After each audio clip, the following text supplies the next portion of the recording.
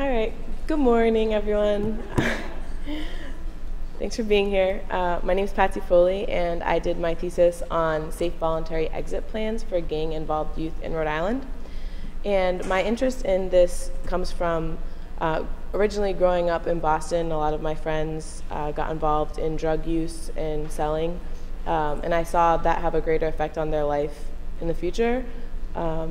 Mostly my elementary friends didn't make it to high school or didn't continue through high school to go to college. So I've always had an interest in the urban population. But last year I did my junior placement at the Rhode Island Training School at a juvenile justice corrections facility. And in one of my interactions with a client, we were working on goal planning for his release, which was in the next 3 weeks. And we had a conversation about what his next steps were going to be. And he had mentioned previously that he was in a gang, and he had actually, his reason for being in jail was a gang-related crime, stealing a car with a friend who was also in the gang. And he told me that he was part of MS-13. And when I was speaking with him, I asked him what he was going to do about that when he got out of jail, hoping that he would say that he wasn't going to go back to gang life. But I was a little shell-shocked when he told me that he had no plans of exiting the gang when he got out. And I was really frustrated with that. So I turned to him and I said, you know, you realize you're probably just going to come back to jail continuously if you stay with this gang. And he said, yeah, well, it's ride or die. It's my gang till I die.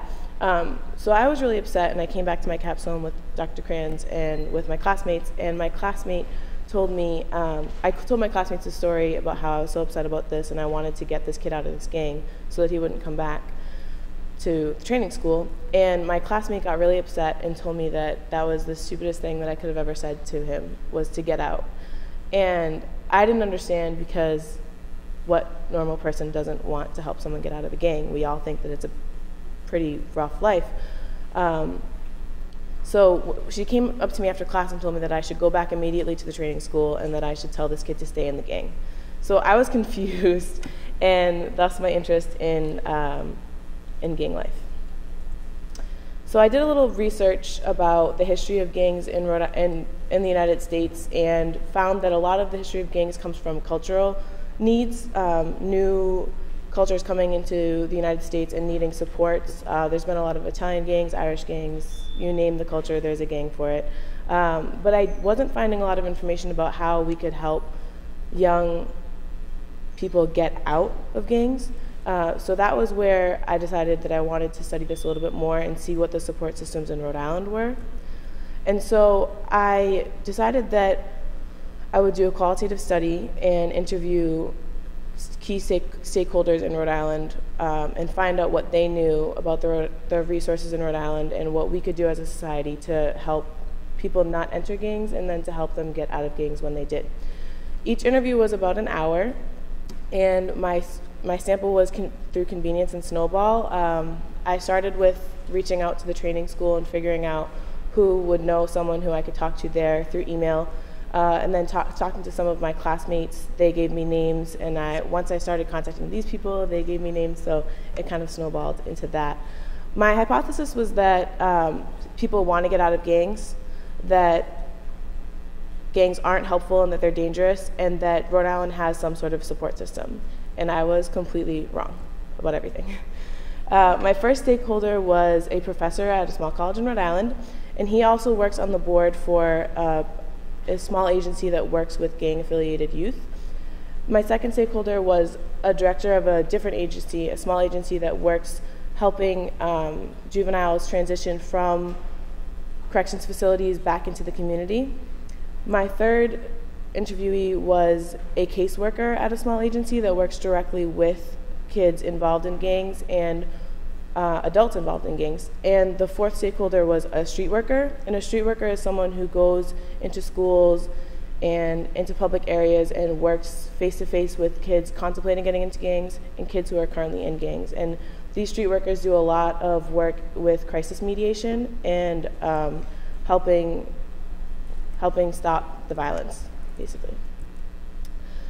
So these were the 6 areas of findings that continuously came up in my conversations with my interviewees: function and desire to join a gang, the organizational structure of gangs in Rhode Island, female roles in gang violence, reasons for wanting to exit a gang, consequences of gang life, and creating a blueprint, which I sort of made up.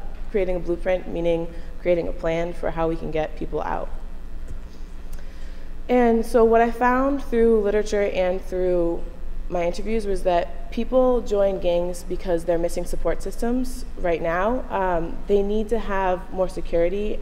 A lot of people who join gangs have been bullied or have seen some sort of bullying happen in their lives. They've seen violence, they've been exposed to it at a young age, and they enter this cycle of wanting power and wanting to be empowered so that they can protect themselves and their families. Basically, the theme was that their basic needs are not being met. These are kids who are going to school without breakfast. These are kids who are whose parents have never graduated from school and who've been exposed to drugs at an early age. And they have a really low self-image, and so they're looking for some connection to a broader community. And people in gangs recruit others so that they can get them into their community, so that they can protect them, and so that they can gain power. And one of the quotes was that, the reason why I put a quote here was because I had this image that gangs were something that someone wouldn't want to be involved with, but that was really off base. What I found was that, what Stakeholder One said was that when people who are joining gangs are making the decision about joining a gang, they're doing a pretty realistic assessment of what their options are, and this is the most meaningful choice that they can make. So as social workers, I think it's important that we respect that this is a meaningful choice that they're making, and it's not something that they don't want to do. The people in gangs want to be in a gang because it offers something to them. And so then I learned a little bit more about the structure of gangs in Rhode Island, because I think that the media portrays gangs as these really organized, really powerful units. And what I found in Rhode Island was that there are more street gangs and crews. So it would be the P Street Crew or the Hanover Street Boys or the Ocean Street Gang. And it would just be first it would start really small. There'd be a small amount of kids, and then it would grow as they got older. They'd get more people involved. Whereas in TV we see things like The Original Gangster, and we see people having a lot of structure. And those structured gangs, at least in Rhode Island, have been proven more to be Asian gangs, where they have original gangsters and then they have lieutenants who look over their soldiers. So every gang member is a soldier, and they have to report back to lieutenants. And this is where a lot of the crime comes in, because if the people aren't reporting back to their lieutenants that they're doing a good job, then there's punishment. And so what I also learned is that a lot of the gangs in Rhode Island are blood in, blood out, meaning that in order to get into the gang, you have to be jumped in, or some sort of violent act has to happen to you. A lot of girls get sexed in, so they have to gang bang, which the gang members would then all have sex with this girl to get her in. And the reason why people aren't getting out is because of the fear of that level of violence increasing when they're trying to get out. So a lot of deaths and violence happens in order to get out of the gang. And what I found in my research was that they kept making this small remark that, oh, females are taking a greater role in gangs nowadays, but there was never anything more, and I never really understood what the female role for the gang members were. And my stakeholders really talked about how social media today is pumping up the fact that girls need to get involved in these gangs. A song came out a couple years ago by Beyonce where one of the lyrics was, "I'm down to ride till the very end, it's me and my boyfriend." And what they've created this ride or die type of mentality for females, meaning that if their man is in trouble, they have to support their man and they have to get involved with this violence. If a girl is trying to get with their man, they have to intervene. And in Rhode Island, a big thing that's happening is when girls go home from school, there's a lot of Facebooking happening, a lot of aim banging going on. So meaning, I saw you talk to my man, I'm gonna get you for that. And then it gets a lot of these fights revved up. Another person talked about how gang members, females, because they're not looked at first in terms of cops looking at them first, they're able to smuggle weapons into parties, and they're able to do a lot more underlining violence that we give them credit for. And a good quote from that is that these girls are really trying to prove themselves out there too, against each other. They're fighting hard against each other. They're going to these girls with all of their girls and they're rumbling. So they're starting fights. And so what I set out to do was to figure out how we can help gang members get out.